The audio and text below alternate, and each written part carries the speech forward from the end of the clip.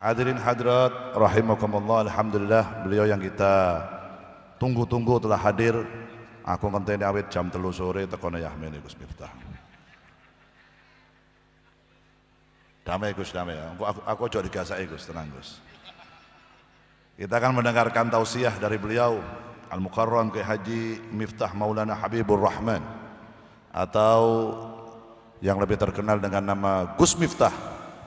Kepadanya waktu dan tempat dipersilahkan. Shallu ala Nabi Muhammad.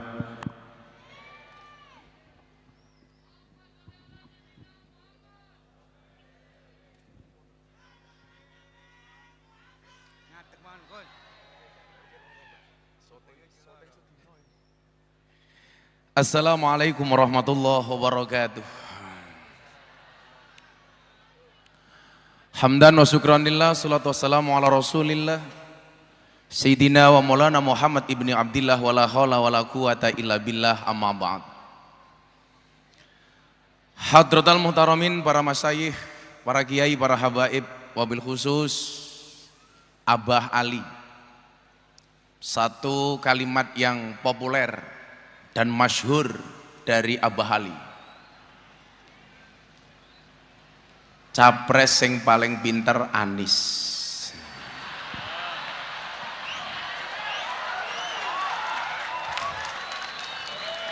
Tapi sing menang Prabowo.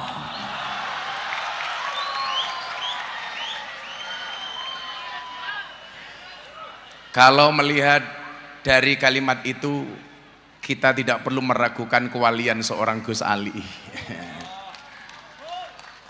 Karena ittaqu firasyatal mu'min fa innahu yang dzuru binurillah. Yang saya cintai, Habib Idin, saya punya kalimat untuk beliau. Al-uyun tansa man ro'at, walakinnal qulub la tansa man ahabbat. Mata bisa lupa siapa yang dia lihat, tetapi hati tidak bisa lupa siapa yang ia cintai.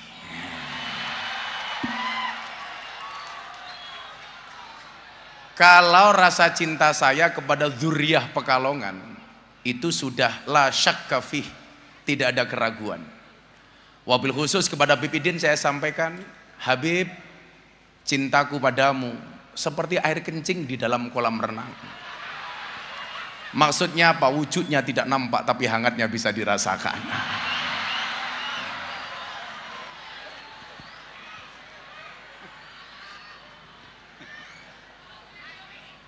Beserta para ulama, Dewan Asatid, wabil khusus segenap sivitas Pondok Pesantren Bumi Sholawat, beserta para dzurriyyah yang sangat-sangat saya muliakan.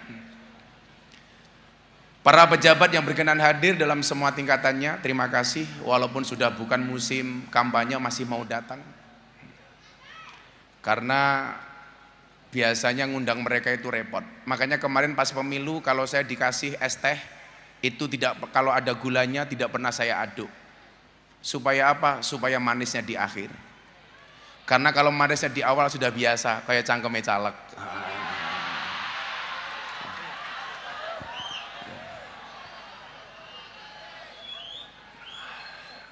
Bapak Ibu masyarakat Sidoarjo yang berbahagia, ketika melihat kesuksesan seorang Abah Ali, atau dalam hal ini guru kita Maulana Habib Lutfi bin Yahya Pekalongan, dan di saat yang sama saya harus melihat putra-putra beliau seperti Gus Mudor, putra Habib Lutfi, menantu seperti Habib Idin, saya teringat dengan sebuah makalah, innana lanang dzuru ila syababi ala asasin hadabnu fulan au qaribu fulan. Kita tidak melihat orang-orang seperti mereka, seorang pemuda itu, ini anaknya siapa atau dekat dengan siapa. Apakah ini Gus Muhdor bin Ali, atau ini Fulan bin Fulan? La nangzur ilaihim hada ibnu fulan au qaribu fulan. Bagi saya itu nggak penting. Kenapa? Karena kita tidak bisa minta lahir dari siapa. Tapi yang perlu kita ingat adalah kita bisa berikhtiar melahirkan generasi seperti apa. Walakinna nanangduru ilaihim ala asasin apa? Min juhdin liwatonihim. Yang kita lihat itu adalah kerja kerasnya. Maka disitulah kemudian kita butuh simplifikasi. Kita butuh karakter. Kayak Habib Idin ini pinter beliau. Mau bersaing dengan kealiman Habib Lutfi berat. Makanya mengambil jalur dakwah sholawat. Soalnya kon ngalim kaya morotua nih, abot Bib, abot gitu loh. Sehingga apa? Daripada bersaing di wilayah dakwah seperti Habib Lutfi itu tidak mampu, maka sholawatan baik. Karena kalau harus sama-sama dakwah seperti Habib Lutfi, saingannya abot, rugi dong.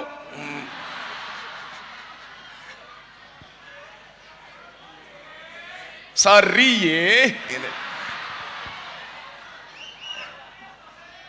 Nah, sama halnya dengan Gus Mudar umpamanya. Kalau pengen mendapatkan makom seperti abahnya Gus Ali berat. Makanya mengambil jalur dakwah melalui menjadi seorang birokrat, menjadi bupati. Nah, beda halnya kemudian yang saya lakukan. Saya ini terlahir dari bapak kiai desa, walaupun mbah saya juga kiai top. Ya, kalau Anda meragukan apa yang saya sampaikan silahkan. Tabayun kepada Habib Lutfi. Saya terlahir dari kiai desa, bapak saya cuma kiai manakib, kiai langgar, kiai musola, sing ngurusi yasinan, yang istilah saya kiai kampung.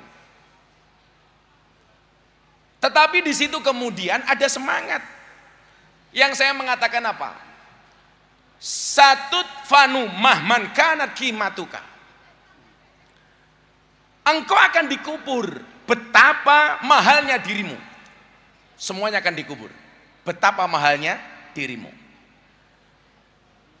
Wasatungsa mahmad balahot makanatuka. Dan orang akan melupakan seberapapun tinggi derajatmu, dilaleke. Makanya kemudian atas hal itu apa? Lidzalika utruk asaron jamilan. Untuk itu tinggalkanlah bekas yang baik. Wa amalan solihan, dan amal yang soleh. Maka saya sering bilang, gajah mati meninggalkan gading, harimau mati meninggalkan belang, Bapak Ibu Sidoarjo mati meninggalkan utang. Di situ kemudian yang memicu saya, ketika tahun 2000 pertama kali saya sowan Habib Lutfi, beliau mengatakan apa? Waktu itu saya ingat betul yang disampaikan oleh Abah Lutfi kepada saya ketika membahas soal nasab. Wasyarul alamina dawul humuli idza fa'akhartahum dzakarul jududa. Le, tak kandani le. Habib Lutfi itu waskito. Sejak saya miskin nggak punya apa-apa, saya sudah dipanggil juragan. Saya datang dari jauh, beliau langsung manggil, juragane teko. Padahal saat itu saya miskin kuadrat. Walaupun mbah saya sebenarnya kaya 7 turunan. Problemnya saya keturunan nomor 9.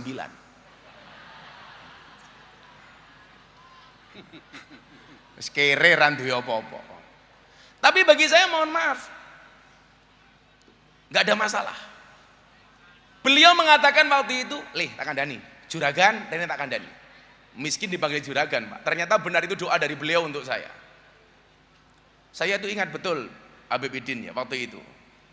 Anak saya usia 2 tahun, banter-banterin nyusu. Saya punya uang tuh 50.000. Abah telepon dari Pekalongan. Iso mangkat yang Pekalongan, sendiko dawuh, Pak. Karena saya meyakini at-ta'allam al-ilmu yudraku bita'allum wal barokatu la tudraku illa bil khidmah. Kalau ilmu itu diperoleh dengan belajar, maka barokah itu diperoleh dengan mengabdi. Ilmu dengan ngaji, barokah dengan ngabdi. La tutragu illa bil khidmah. Mila bocah-bocah hadrae Habib Idin iki niate khidmah wae le. Ewadene kuwi dijatah titik karo Habibe ya ora apa-apa lah khidmah ngono ae. Ya wis rasa mau gremengi, ya wis dirasani wae. Ora apa-apa, bocah hadro insyaallah mulya lah. Lah kowe ngelamar cewek takoni pekerjaanmu apa le? Penerbang. Wah. Pesawat apa? Hadroh Airline. Saya itu maaf Bu ya, saya nggak bisa berdiri karena saya capek. Hari ini saya syuting 5 jam, 5 episode untuk acara Ramadan. Tapi malam hari ini saya bela-belain, badan saya capek tapi hati saya senang. Kenapa? Calonnya menang.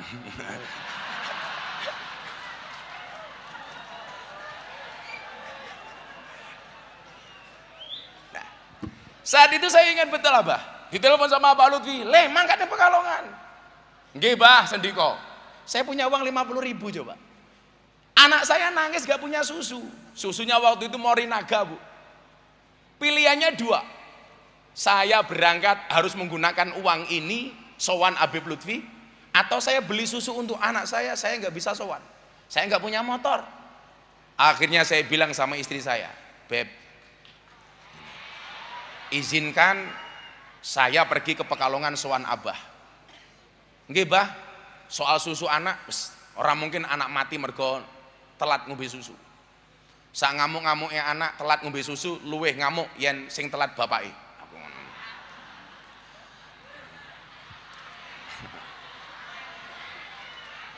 Makanya programnya Pak Prabowo susu gratis itu yang paling seneng bapak-bapak.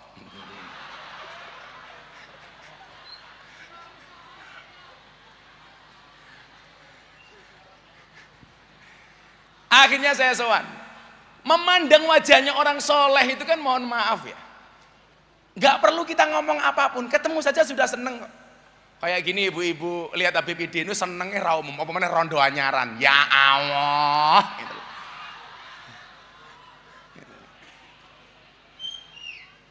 Jam 12 malam saya pulang, sampai rumah anak saya nangis. Saya cuma bilang sama Abah doakan anak di rumah mudah-mudahan baik-baik saja. Ya selesai. Saya pulang, mau masuk kamar tuh malu deh, karena nggak kuat beli susu. Jam 12 malam anak saya nangis karena nggak ada susu. Akhirnya malam itu saya berbagi susu dengan anak saya. Nah, tetapi apa? Ketika kemudian Habib Lutfi mengatakan sama saya waktu itu begini, "Wasarul alamina dawul khumuli idza faqartum dzakarul jududa." Katakan dalil. Generasi yang paling jelek itu adalah satu generasi ketika ada orang hebat, ketika ada orang ngetop mengatakan, mbahku mbiyen luwih hebat daripada iki. Habib Idin selawatan kaya mbahku mbiyen suarane luwih apik. Tapi di saat dia ngomong seperti itu, dia bukan siapa-siapa. Ketika mengatakan mbahnya ini lebih baik dibandingkan dia bukan siapa-siapa. Dan ini mohon maaf ya, ini penyakitnya para Gus. Ini penyakitnya para Gus. Bapakku pondoknya gede, kuwi pondoknya bapakmu cok, gitu loh. Gak bahaya tah, gitu loh. Yang kamu banggakan apa? Wong pondoknya mbahmu kok. Bapakku santrine oke, kuwi bapakmu. Maka kemudian dilanjutkan, wa khairul alamina dzu hasabin qadimin aqama li nafsihi hasbang jadida. Tapi generasi yang paling top itu apa? Satu generasi yang dia terlahir dari generasi yang hebat, tetapi dia mampu berdiri dengan membesarkan dirinya sendiri. Itu baru luar biasa. Sehingga saya dulu Abah, mohon maaf ketika di Lampung, "Le, kowe mulya gedheke pondoke keluarga." Saya mengatakan enggak lah, ora penak le. Saya dulu itu mau dipek mantu sama Kiai Top. Miftah, kowe dadi mantuku. Saya waktu itu mau nolak bingung. Saya bilang, "Ngapunten Kiai, saya istikharah dulu." Padahal nolak halus. Saya cuma bilang makhoba manistakharah wala nadima manistasara. Kowe ya bocah-bocah hadroh ki ya ngono le. Lah ana bocah kowe seneng karo cewek, loro umpamane bingung, kamu istikharah. Tapi saya ingatkan satu hal, sebelum istikharah yakinkan dua-duanya mau sama kamu. Yang menjadi problem istikharah orang ana sing gelem. Makanya saya bilang, cintamu boleh kandas tapi karirmu harus jelas. Kenapa? Karena karir yang jelas akan mengundang cinta yang berkualitas. Wah. Lah soal ngono kuwi lek takon aku aja Habib Idin. Soalnya presiden percodotan ki aku. Kamu harus paham. Cowok sama cewek itu orientasinya beda. Cowok itu semakin kaya dia semakin butuh perempuan. Tapi cewek semakin kaya dia tidak butuh laki-laki. Makanya aja kaget, oke wong lanang merongos tapi bojone ayu. Soalnya apa sing didelok ora merongose tapi duwite.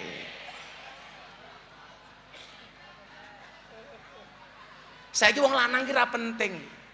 Mbok-mbok kuwi lho tak kandhani. Bojo isuk tangi turu langsung kon minggat golek duit. Mulih dijaluki duit. Arepe turu mikir duit. Tangi turu ngitung duit. Nganti rupane kaya duit. Mila saiki wong lanang kalah penting karo duit. Wong wedok ki ya ngono, lah awakmu golek wong lanang mung pinter golek duit ra kena nggawa duit. Kowe rabiya karo tuyul. Suwe-suwe wong lanang kok sia-sia lho. Komunitas pecinta susu tanpa gelas. Bengi dimimiki, awan kon nguli. Halah ya Allah.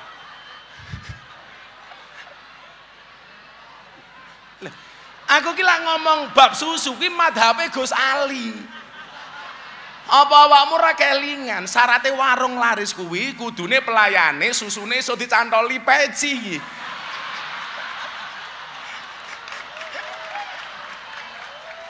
Lho kabeh iki ana sanate kok. Isih kelingan apa mboten? Andane.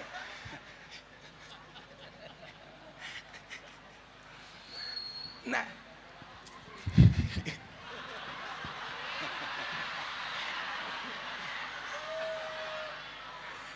Tapi ya ora apa-apa le. Wong lanange kaya soda. Lah ketemu susu pasti gembira. Gus Asmi dong paham, Gus Asmi dong paham.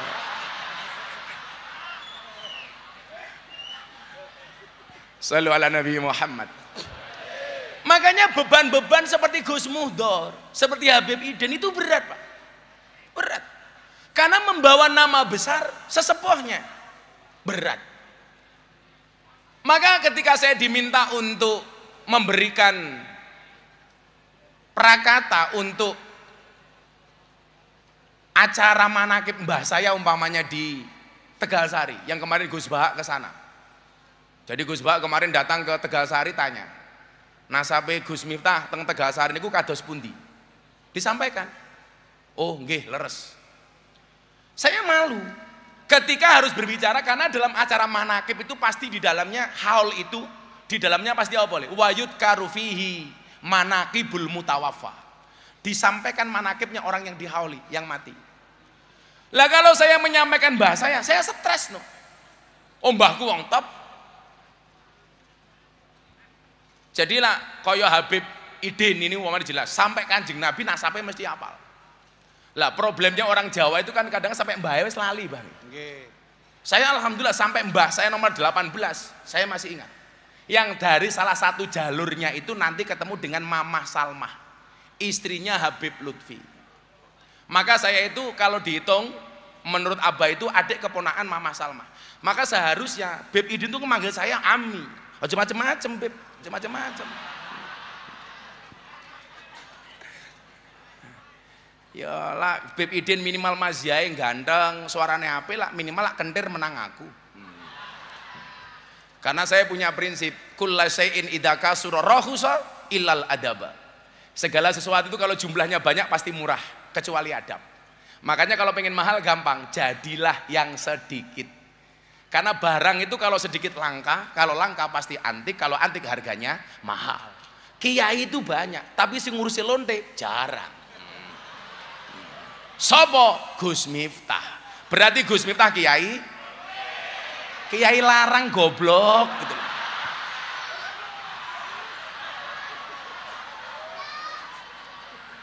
Kok malah kiai lonte gitu ngawur wae.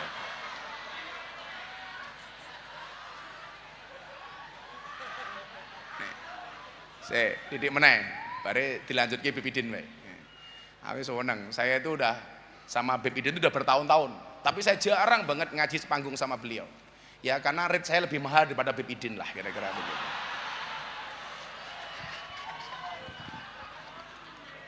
Sorry ya, gitu loh. Loh, saya itu kalau dihitung manggung sama Habib Idin, sama membersamai Abah Lutfi, itu jauh lebih banyak membersamai Abah Lutfi. Makanya beliau nggak berani sembrono sama saya gara-gara itulah, gara-gara itu. Mumpungnya kelmik, di luar ya dintek kayak kangkor Habib ya. Oh, tenan gitu. Anak buah Samsudin gitu. Ya kono dijenguk ning penjara goblok gitu loh.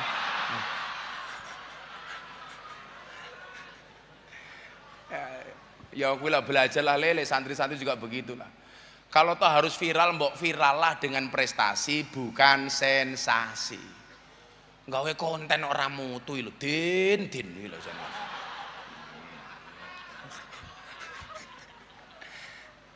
Ngawur. Pak Kapolda telepon saya, Gus izin. Yang bersangkutan kita tangkap. Loh, kenapa izin sama saya? Kan podo guse. Mbahmu ku yo beda kok aku.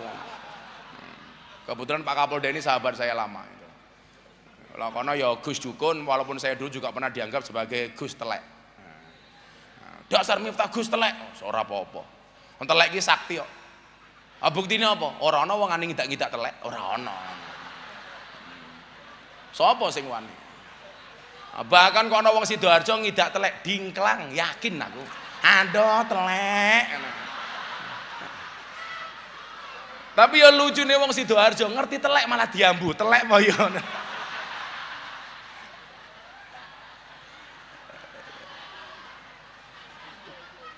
Nah, jadi bagaimana kemudian hari ini ketika kita hal seperti ini tantangan besar bagi generasi berikutnya. Ini abot nih. Untuk melahirkan orang seperti Abah Ali ini belum tentu 100 tahun ke depan umpamanya muncul umpamanya. Maka kalau saya itu Beb ya, semakin banyak orang viral, bagi saya semakin seneng. Minimal beban dakwah kita itu bisa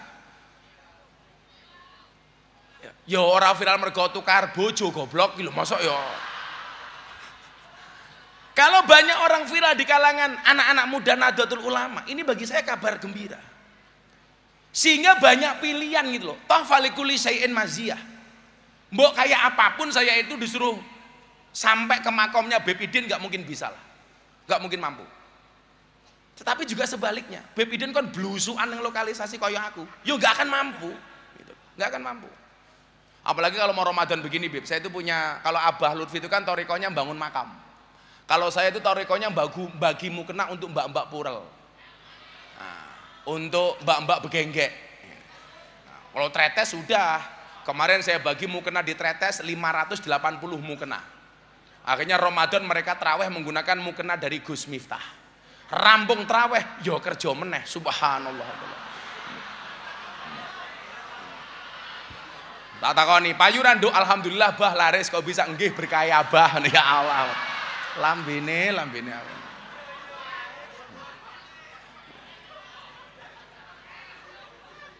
Maka ini tantangan gitu loh, tantangan. Saya pikir idza sadaqal asmu, saya pikir bukan lagi waduha sabil lah, tapi waduha subul. Kalau ada niat, pasti akan ada banyak jalan. Dan yang jelas apa? Harus punya keberanian, berinovasi. Mbok ngene lho cah, santri-santri bumi solawat, ya umpamanya kowe ditakdir karo Gusti Allah orang alim. Jangan kamu kemudian insecure dengan ketidakalimanmu. Kamu bisa jadi ketika di pondok menjadi santri yang paling goblok. Tetapi begitu pulang ke kampungmu menjadi santri yang paling pinter. Soalnya apa? Sak kampungmu ra ono sing mondok kecuali awakmu. Paling pinter. Kalau saya itu nggak insecure, Pak. Maka dulu ketika saya dihujat habis-habisan dalam banyak hal lah. Saya itu kan kadang-kadang heran dengan ahli ibadah itu. Ahli ibadah itu pandai menyebut nama Tuhannya, tapi juga pandai membicarakan aib saudaranya. Banyak ahli ibadah yang tidak bisa menjaga lidah. Dia banyak memuji Tuhannya, tetapi tidak bisa menjaga lisannya. Bila kayak saya dirasani macam-macam itu, saya bisa tetek. Karena apa? Berlandaskan dua hal. Ada dua yang saya bahas. Kenapa dua? Karena yang menang dua. Oke. Oke gas itulah.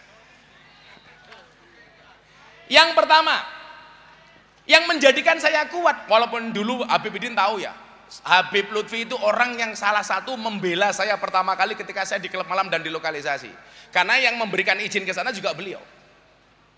Waktu saya dihujat, dasar Miftah penjual agama di tempat lokalisasi. Waktu itu jawaban Abah tuh begini, Miftah ki bengkel, sing jenenge wong bengkel itu kadang-kadang kotor, ya kadang-kadang mambu oli, kadang-kadang kena gemuk, kadang-kadang kena minyak. Kalau saya mengisyaratkan apa? Mengibaratkan ibarat orang sholat di masjid le. Kui ono sing ngadan, ono sing pujian, Pak Tarom ndang mangkat, cangkemku wis meniren. Nah, saiki viral kuwi. Kui ono sing ngimami, ono sing sholawatan, ono sing tahlilan, ono sing dibaan, ono sing manakipan. Posisi Miftah di mana? Saya bilang, silakan Anda yang adzan, silakan Anda yang ngimami, silakan Anda yang khutbah. Posisi saya sebagai pembersih WC dan toilet. Karena saya meyakini sak khusuk-khusuke awakmu salat ning masjid lak WC-ne mambu, kuwi ora bakal khusyuk. Jadi tugasku tak ngepel WC wae, jenengan ngrungokke sholawatane Habib Idin itu. Saya mohon maaf, tak ngresiki WC wae. Kenapa kok kemudian saya tahan dikritik itu? Ini untuk adik-adik saya santri loh. Nduk, tak kandani, jilbab-jilbab hijau kayak. Mudah-mudahan besok bojomu kiai. Amin. Gondrong belangkonan. Amin.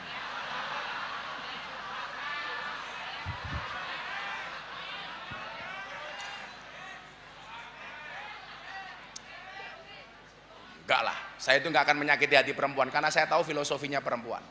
Perempuan itu mampu menyembunyikan rasa cintanya selama 30 tahun. Tetapi perempuan tidak mampu menyembunyikan rasa cemburunya walaupun cuma sesaat. Wah, itu perempuan. Awak mengerti sebabnya apa, Li? Karena asal kata perempuan itu sama dengan asal kata cermin. Perempuan itu bahasa Arabnya mar'atun, cermin itu bahasa Arabnya mir'atun. Kenapa perempuan itu seperti cermin? Karena kalau hatinya sudah pecah, tidak akan pernah utuh kembali. Nah.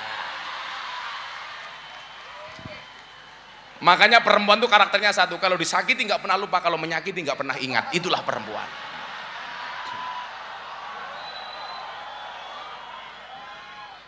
Makanya sak kondang-kondangnya Habib Idin ora mungkin wani karo bojone, ora mungkin.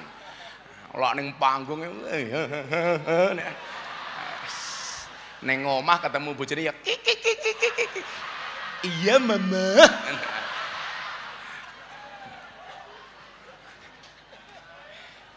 Kalau saya insya Allah, sapa sing ngomong podo, luweh parah,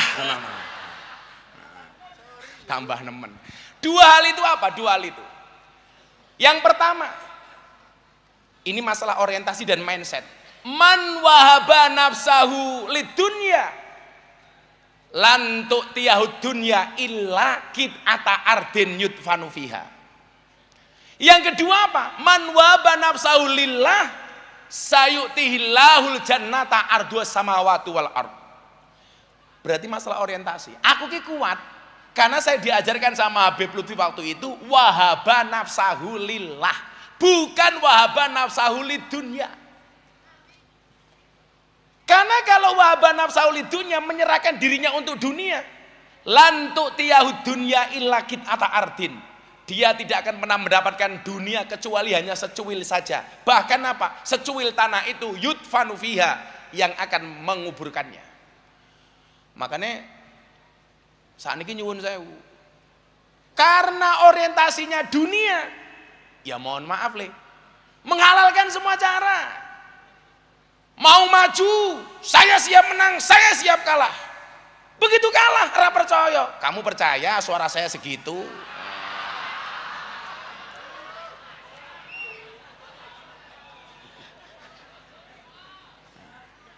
Saya kemarin telepon sama Habib Idin, ayo Beb, besok buka puasa bersama. Jam piro Gus? Jam Ganjar plus Anies. Wah. Maksudnya apa? 16 plus 24%.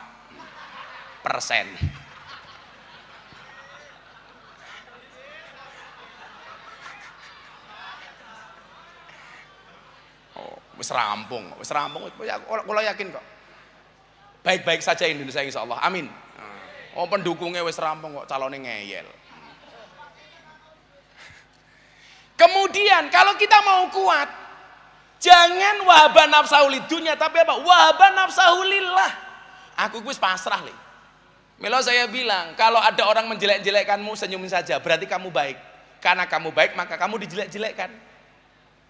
Kalau kamu direndahkan, kamu tersenyum. Kenapa? Berarti kamu tinggi. Makanya kok ada orang membaik-baikkan dirinya, pasti dia jelek. Sing ana kuwi le, wong susah ngrasani wong seneng. Ora ana wong seneng ngrasani wong susah. Sing ana kuwi wong gagal ngrasani wong sukses. Ora ana wong sukses ngrasani wong gagal. Di mana-mana ki yang sombong biasanya yang menang. Lah iki sing kalah malah kemelinti gitu loh. Yang ada itu yang di bawah ngrasani sing di atas, bukan yang di atas ngrasani yang di bawah.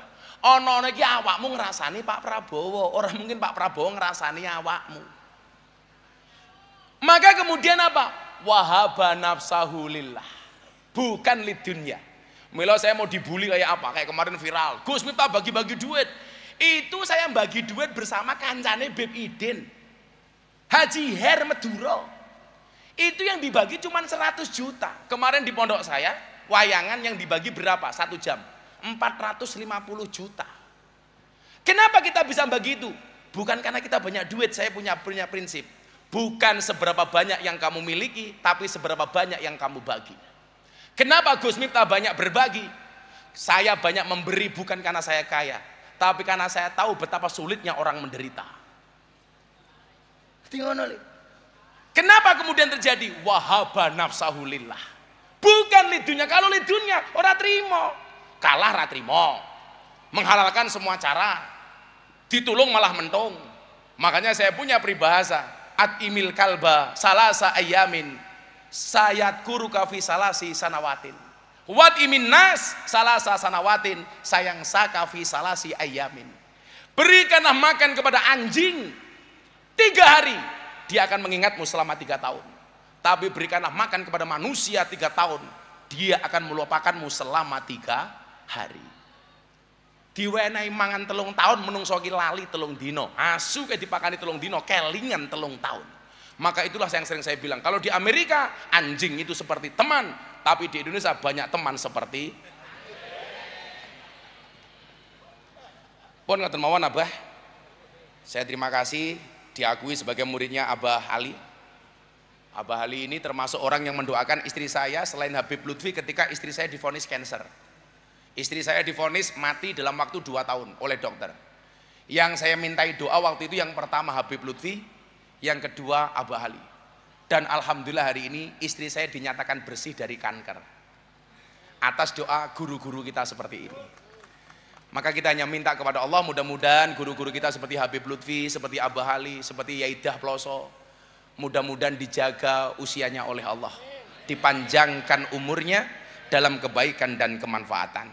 Akhirnya manusia itu seperti buku, ada yang menipu kita dengan sampulnya, tapi juga ada yang mengejutkan kita dengan isinya. Terima kasih. Assalamualaikum warahmatullahi wabarakatuh. Waalaikumsalam warahmatullahi wabarakatuh.